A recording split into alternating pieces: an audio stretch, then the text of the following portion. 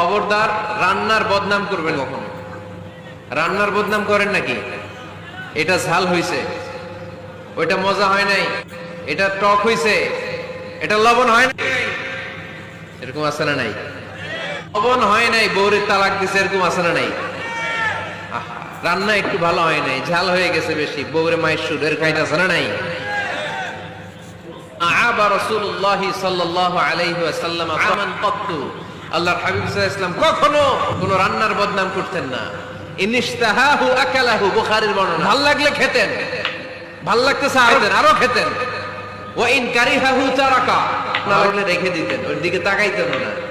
কখনো বলেন নাই লবণ হয় নাই, কখনো বলেন নাই ঝাল বেশি, কখনো বলেন নাই রান্নাটা মজা হয় নাই। সুবহানাল্লাহ না? কি বলছিলেন আমার? এজন্য রান্নার বদনাম করবেন না, একসাথে মিলেমিশে খান, বরকত বাড়ায় দিবে কে?